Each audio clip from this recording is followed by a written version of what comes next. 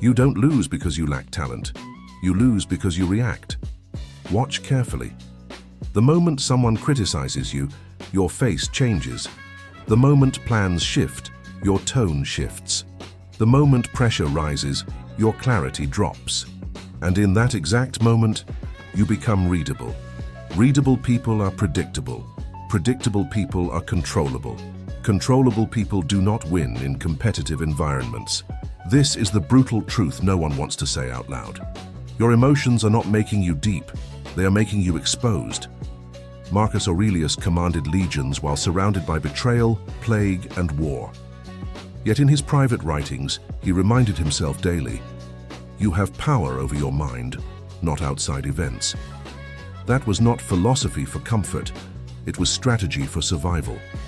Stoicism was never about becoming cold, it was about becoming unmoved. Because when you cannot be moved, you cannot be manipulated. And in a world built on reaction, the calm mind becomes dangerous. Emotional leakage, the weakness. You don't see weakness is rarely loud. It leaks. Emotional leakage is subtle. It is the tightening of your jaw in disagreement. The defensive explanation you didn't need to give. The irritation in your voice when challenged. You think you are expressing yourself. Others see your pressure points. Seneca warned that anger is a temporary madness, but the deeper issue is not the anger itself. It is what anger reveals. Every uncontrolled reaction communicates, "This is where I can be provoked." In negotiations, this costs leverage. In leadership, this reduces authority. In relationships, this shifts power. The Stoic does not suppress emotion, he studies it. Instead of reacting, he observes, why did this disturb me? What belief was threatened? What expectation was violated? Epictetus taught that we are disturbed not by events, but by our interpretation of them. The disturbance is internal, but the consequences are external. Emotional leakage turns your internal instability into public vulnerability, and vulnerability without discipline is not strength. It is exposure. The modern lie about emotional strength. You were taught that expressing everything is healthy, that reacting immediately is authentic, that showing every feeling is honesty, that intensity equals passion. But here is what no one explains. Unfiltered emotion may feel liberating, but in competitive environments it reduces leverage. There is a difference between emotional awareness and emotional display. Awareness is power. Display is exposure. In leadership, the one who maintains composure sets the tone. In conflict, the one who controls tempo controls direction. In negotiation, the one who stays calm controls the frame. When you react instantly, you surrender your position. Marcus Aurelius did not deny his emotions.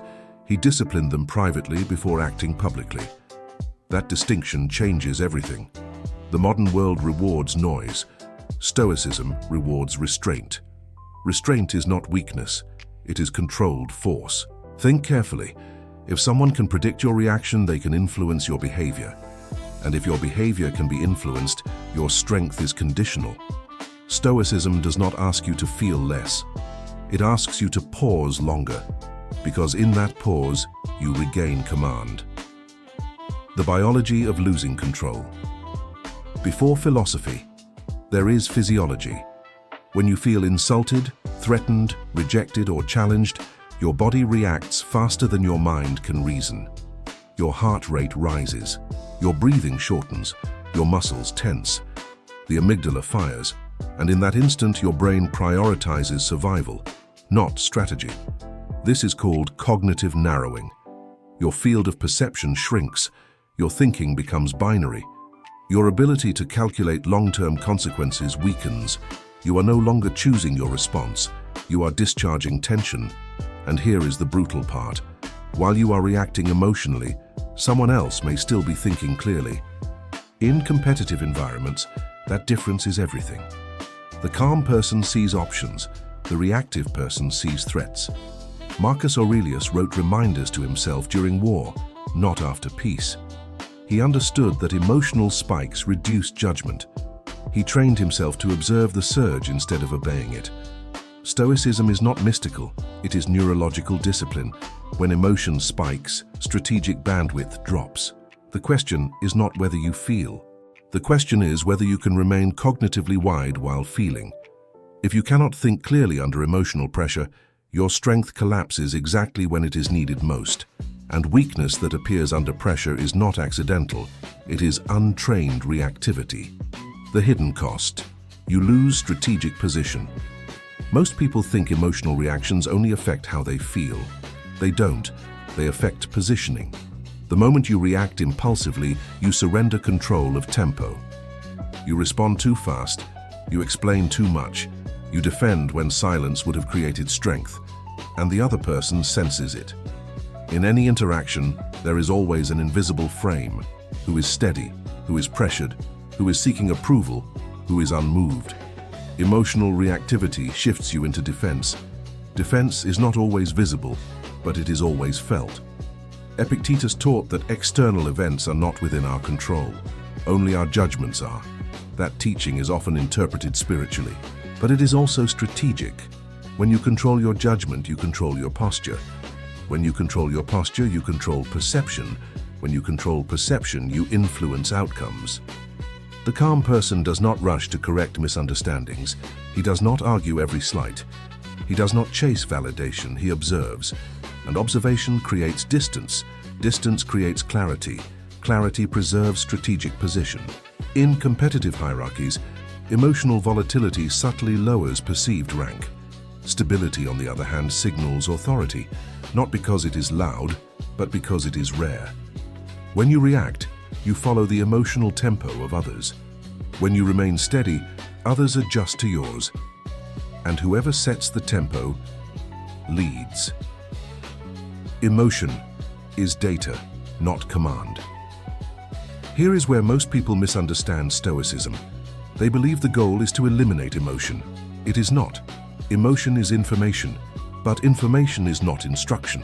When anger rises, it is data. When fear appears, it is data. When frustration builds, it is data. The mistake is treating data as command.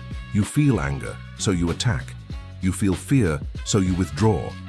You feel insecurity, so you overcompensate. This is obedience. Epictetus taught that between stimulus and response lies judgment. That judgment is the true battleground. Emotion says, something matters.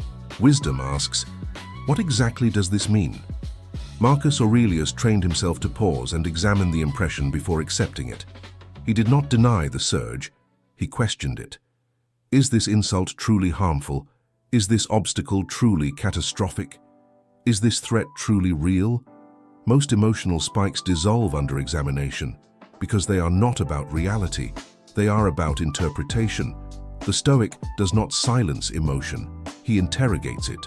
When you learn to say, this is just an impression, you interrupt automatic reaction. And the moment you interrupt reaction, you regain authorship. Strength is not the absence of emotion, it is the refusal to let emotion decide. The discipline of delay, where power is built. If there is one habit that separates the reactive from the powerful, it is this: delay, not avoidance, not suppression. Delay. When provoked, most people rush to restore comfort. They respond immediately to defend identity, justify themselves, or discharge tension. But urgency in emotion is rarely strategic. Seneca warned that anger demands action, immediately. That is precisely why it must be resisted. The discipline of delay creates a gap, and inside that gap, power accumulates. When you pause, your physiology stabilizes. Your cognitive bandwidth widens. Your tone regains neutrality. Your options multiply. Silence under pressure feels uncomfortable, but silence also creates gravity. Notice this carefully. The person who answers instantly often appears reactive. The person who answers deliberately appears composed. In high-level environments, business, leadership, negotiation, conflict, composure is interpreted as authority. Delay does not mean passivity. It means choosing timing instead of surrendering it. Marcus Aurelius practiced internal delay constantly. He would pause and remind himself, is this within my control? That question alone interrupts impulse, and interruption is strength. When you can absorb provocation without immediate discharge, you stop being emotionally programmable. The gap between trigger and response is where sovereignty lives. Calm signals rank. There is a truth about hierarchy that few are willing to say openly. In competitive environments, emotional stability signals strength, not morally, structurally. In any group, workplace, social circle, negotiation table, people unconsciously scan for signals. Who is composed? Who is reactive? Who is steady under pressure? Who shifts tone when challenged? The one who remains centered sets the emotional climate. The one who reacts adjusts to it. Volatility suggests internal instability. Instability suggests lower control. Lower control suggests lower influence. This is not cruelty. It is perception psychology. A leader who flares up appears unpredictable. A leader who remains calm appears grounded, and grounded individuals become reference points. Marcus Aurelius was surrounded by crisis, war, betrayal, plague. Yet his writings show continuous effort to remain internally anchored. Not because it looked noble, but because instability at the top spreads downward. Calm travels, so does panic. In masculine competitive spaces especially, emotional control is interpreted as capability. The man who can absorb tension without broadcasting it appears larger than the moment. And perception shapes reality. Stoicism teaches that your inner state belongs to you. But in the world, your inner state also communicates. If you want influence, your nervous system must become disciplined. Because in high-pressure environments, calm does not just feel powerful, it looks powerful. Emotional transmutation, turning fire into force. Here is where Stoicism becomes advanced. It is not about becoming cold. It is about converting intensity into direction. Anger is energy. Fear is alertness. Frustration is pressure. Untrained, these explode outward. Trained, they compress inward and become fuel. Seneca did not deny that anger arises. He warned that once it commands action, it becomes destructive. But before it commands action, it is simply raw force. The question is not, how do I eliminate emotion? The question is, where do I redirect it? When anger rises, ask, what boundary was crossed? What expectation was unrealistic? What standard needs reinforcement? When fear rises, ask, what risk is real? What preparation is missing? What skill must be strengthened? When frustration rises, ask, what assumption failed? What strategy must adapt? Emotion is pressure. Pressure can scatter, or it can sharpen. The Stoic does not vent, he refines. He lets the initial surge settle, then extracts the signal from the noise. Over time, something changes. You stop being shaken by intensity, you begin using it. What once destabilized you now strengthens you. That is evolution. Not emotional suppression, emotional transmutation.